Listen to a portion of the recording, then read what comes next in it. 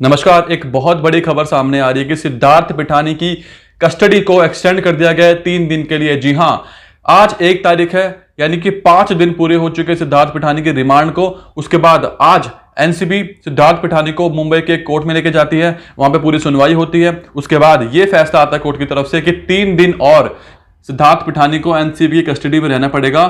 Total 4 जून तक अब Siddharth Pithani NCB की कस्टडी में रहेंगे और अब बहुत सारे राज सिद्धार्थ पिठानी उगलेगा, बहुत सारे काला चिट्ठा कच्चा चिट्ठा लोगों का सामने आने वाला है।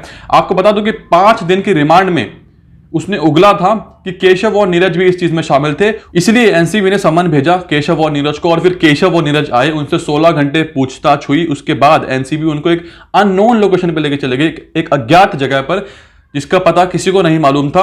उसके बाद उनसे और पूछताछ हुई और पूछताछ होने के बाद क्या हुआ, ये एक और बड़ी खबर है कि केशव और नीरज अब सरकारी विटनेस बन चुके हैं और वो गवाही देंगे किसके खिलाफ? रेहा और शौविक के खिलाफ। जी हां, ये बहुत बड़ी खबर है। केशव और नीरज सरकारी गवाह बनने को तैयार हो चुके हैं, वो एनसीबी का साथ देंगे और वो गवाही देंगे इन 33 एक्यूज्ड, जिसमें रेहा और शौविक भी शामिल है। आपको बता दूं कि रेहा चक्रवर्ती को बेल मिल गई थी अक्टूबर में, वो 28 दिन तक जेल में रही थी बायकुला जेल में। उसके बाद शौविक चक्रवर्ती को दिसंबर में बेल मिल गई थी और वो 3 महीने तक जेल में रहे थे। ये दोनों भाई बहन, भाई रहा था 3 महीने के लिए, बहन रही थी 1 महीने के लिए जेल में। उसके बाद उनको बेल मिल गई थी, लेकिन अब केशव और नीरज बन चुके हैं सरकारी गवाह और वो गवाही देंगे इन दोनों के खिलाफ। और बाकी के जो 33 एक्यूज्ड हैं उनके सबके खिलाफ गवाही देंगे केशव और नीरज। ये एक बहुत बड़ी डेवलपमेंट है इस केस की। इस वीडियो को शेयर करना ज्यादा से ज्यादा, ताकि लोगों को पता लगे कि क्या डेवलपमेंट हो रही है केस में और ये केस अब किस दिशा में जा रहा है। और बहुत जल्द मैं आपको बता दूं अपने चैनल के माध्यम से कि रेहा और शौविक बहुत जल्द एनसीबी की गिरफ्त में होंगे। ये लोग भाग नहीं पाएंगे, नहीं भाग सकते, कुछ भी हो जाए भाग नहीं सकते, क्योंकि अब गवाह बन चुके हैं। कौन? केशव और नीरज, जो पूरी मौका वारदात पर मौजूद थे। आपको बता दूं 4 लोग मौजूद थे 14 जून की सुबह और 13 जून की रात को।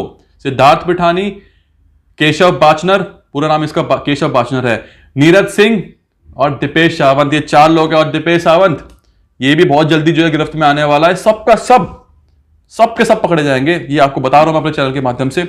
और हो सकता है कि एनसीबी इन सबको बिठाकर एक साथ क्रॉस क्वेश्चनिंग करे और पूछे, हाँ भाई पहले तू बता, बाकी लोग चुप रहेंगे, अब तू बता, बाकी लोग चुप रहेंगे। और जहां 2 लोगों के जवाब मैच नहीं हुए वहां ये लोग धप्पा हो जाएंगे, वहां ये लोग पकड़े जाएंगे।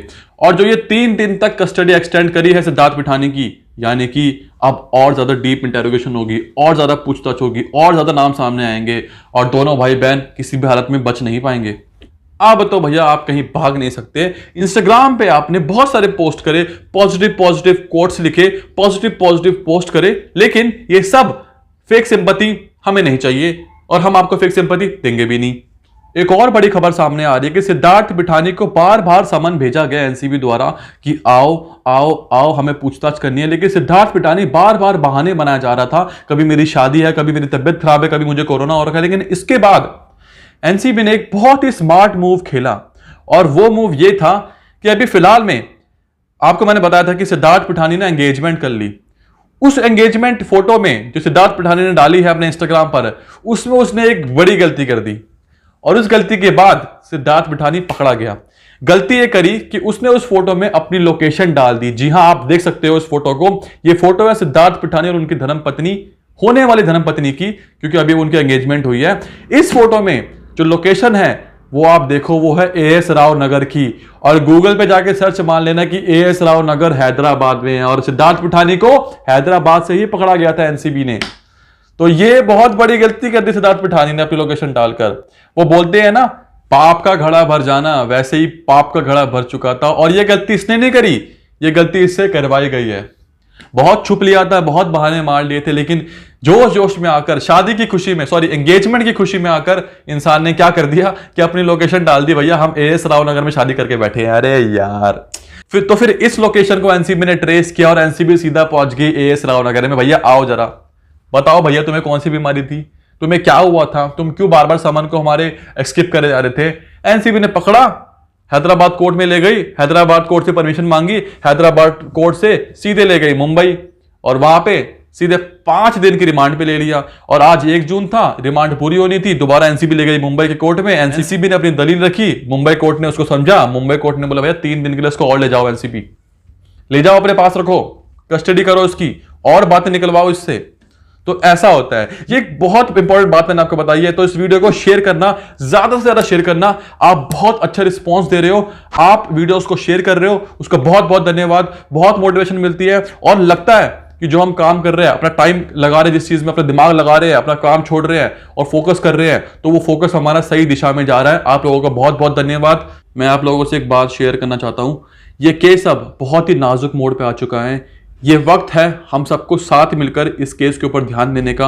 बहुत लोग आएंगे, पीआर एजेंसीज आएंगे आपका ध्यान भटकाने के लिए, बेकार बेकार की थ्योरीज लेके आएंगे, बेकार बेकार की बातें करेंगे, लेकिन हमें सिर्फ लॉजिकल फैक्ट्स के ऊपर ध्यान देना है। लॉजिक, एविडेंस, फैक्ट्स, इन 3 चीजों के ऊपर ध्यान देना है। इसके बेस पर ही हमें इंसाफ मिलेगा सुशांत सिंह राजपूत के लिए। और बाकी थ्योरी जो भी है, मनगढ़ंत कहानियां, इसके ऊपर ध्यान नहीं देना है। कोर्ट में सिर्फ लॉजिक, फैक्ट्स, एविडेंस देखे जाते हैं, बातें नहीं बनाई जाती। इमोशन के साथ नहीं जीता जाता केस। इमोशंस के साथ, आत्माओं से बात करने के साथ केस नहीं जीता जा सकता। फैक्ट्स के ऊपर बात करनी पड़ेगी और वो सारे फैक्ट्स हमें मालूम हैं, उसी के तहत हमें आगे बढ़ना है। ये केस अभी नाजुक मोड़ पर है। आप लोगों से निवेदन है कि इस केस के ऊपर जोर डालें, लोगों तक बात पहुंचाए, ताकि लोग इस बारे में बातें करें। जितना लोग इस केस के बारे में बातें करेंगे, उतना इस केस में एक पंप मिलेगा इस केस को, और ये केस ऊपर तक जाएगा। वैसे अभी भी जो है हम ट्विटर पे रोज नंबर 1 पे ट्रेंड करते हैं। 1 साल होने को आया है। आज से पहले इतिहास में कभी ऐसा नहीं हुआ कि कोई केस 1 साल तक चल रहा है, लेकिन उसके साथ साथ वो केस हर बार, हर दिन नया ट्रेंड लेके आ रहा है। डिजिटल प्रोटेस्ट हो रहा है, पब्लिक प्रोटेस्ट हो रहा है, लोग जुड़े हुए हैं। और सिर्फ इंडिया में नहीं, देश विदेश में जो है लोग इस मोमेंटम का साथ दे रहे हैं। देश विदेश में लोग इस मूवमेंट का साथ दे रहे हैं। हर जगह से एक ही आवाज आ रही है कि सुशांत सिंह राजपूत को इंसाफ दिलाओ, दिशा सालन को इंसाफ दिलाओ। ऐसा क्यों हो रहा है? क्योंकि लोग दिल से कनेक्ट है इस बंदे के साथ। हम लोगों को क्या मिलेगा यार लड़ाई करने के लिए? हम क्यों अपना काम छोड़कर ट्वीट्स करते हैं? हम क्यों अपना काम छोड़कर वीडियोस देखते हैं, शेयर करते हैं, प्रोटेस्ट करते हैं? हमें क्या मिलता है? लेकिन हमें कनेक्ट है ना, we are connected towards this person. यही चीज है जो हमें मिला के रखती है, और इस चीज से ही हम केस में बने हुए हैं। वरना अभी तक तो केस दब चुका होता, खत्म हो चुका होता। लेकिन आप लोगों की मेहनत से केस अभी भी पीक पर है। अभी भी जो अब क्या हो रहा है कि बाकी मीडिया वाले भी इस केस से जुड़ रहे हैं। बीच में कुछ महीनों से मीडिया वाले हट चुके थे, सिर्फ कोरोना ये वो बातें कर रहे थे, लेकिन अब न्यूज चैनल्स वाले भी इस केस से जुड़ रहे हैं। क्यों? क्योंकि आप लोग सोशल मीडिया के थ्रू इस केस को पीक पे लेके जा रहे हो, और तभी ये मीडिया वाले कूद रहे हैं इसके अंदर।